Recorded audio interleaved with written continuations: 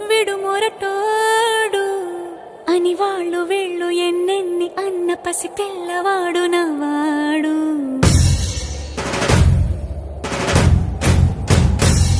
విడు ముండోడు అని ఊరు వాడ అనుకున్న గాని మహారాజు నాకు నవ్వాడు.